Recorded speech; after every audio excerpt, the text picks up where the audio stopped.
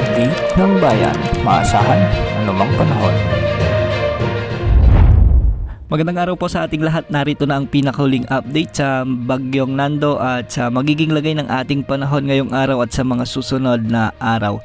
Patuloy na sumasailalim ang Bagyong Nando sa rapid intensification o yung mabilisang paglakas ng bagyo at ngayon ay taglay na nito ang lakas ng hangin na umaabot sa 175 km per hour malapit sa gitna at pagbugsong umaabot na sa 215 km per hour. Sa kasalukuyan kumikilos ito ng pahilagang kanluran sa bilis na 15 km per hour. Huli itong namataan sa layong 610 km silangan ng Tuguegarao City sa bahagi ng Cagayan at kung mapapansin natin ay malawak pa rin ang kaulapang sakop nito at kitang-kita na ang mata ng Bagyong Nando. Meron itong 530 km na diametro mula sa gitna at dahil dito nakataas na ang tropical cyclone wind signal number 2 sa Batanes, Cagayan kasama ng Babuyan Islands, ang northeastern portion ng Isabela, ang eastern portion ng Apayao at ang eastern portion ng Kalinga.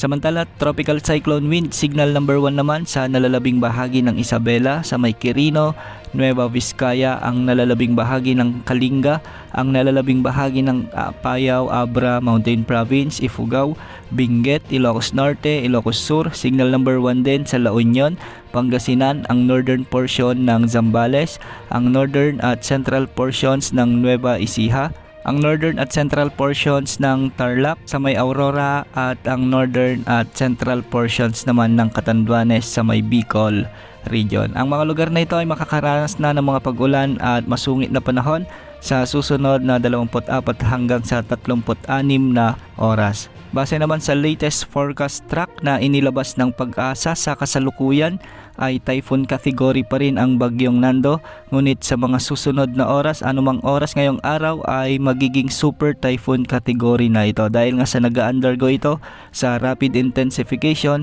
mataas ang tsansa na maging super typhoon na ito ngayong tanghali o mamayang hapon. Magpapatuloy ang pagkilos ng Bagyong Nando hanggang bukas bilang super typhoon pa rin at posibleng dumaan ito sa pagitan ng Batanes at Babuyan Islands sa hapon ng Lunes. Mapapanatili ang lakas nito bilang super typhoon bago ito makalabas sa ating area of responsibility sa araw ng Martes at posibleng tumama na rin muli ang sentro ng bagyong ito sa southern China sa araw ng Huwebes. Hindi lang malalakas na hangin at pagbugso ng ulan ang inaasahan sa Northern Luzon, kundi posible rin ang banta ng mga biglang pagbaha o pagguho ng lupa dahil sa kaakibat na malalakas na pag-ulan na dala ng bagyo.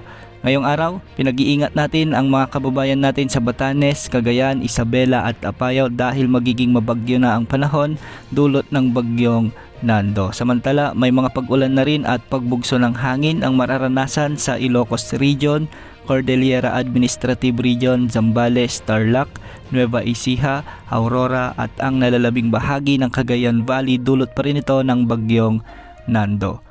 Samantala, magkakaroon naman ng mga occasional rains o mga pabugso-bugsong pag-ulan dulot naman ng southwest monsoon o habagat sa mga lalawigan ng Cavite, Batangas, Occidental Mindoro, Antique at Palawan. At sa nalalabing bahagi naman ng Central Luzon, magiging maulap naman o makulimlim ang panahon na may mga kalat-kalat na pag-ulan at thunderstorms dulot pa rin ito ng Bagyong Nando. Habagat din ang magdadala ng maulap na papawirin na may mga kalat-kalat na pagulan at pagkidlat-pagkulog sa Metro Manila, Bicol Region, Zamboanga Peninsula, ang nalalabing bahagi ng Visayas, ang nalalabing bahagi ng Calabarzon at ang nalalabing bahagi ng Mimaropa. Magiging bagyang maulap hanggang sa maulap naman ang mga kalangitan na may mga isolated rain showers and thunderstorms sa nalalabing bahagi ng Mindanao at dulot ito ng habagat o southwest monsoon. Matataas na pag-alon ang inaasahan ngayon sa mga karagatang sakop lalo na sa silangan ng Northern Luzon. May gale warning tayo dito kaya umiwas muna sa pamamalaot. Antabayanan ang mga susunod na updates sa binabantayan nating Bagyong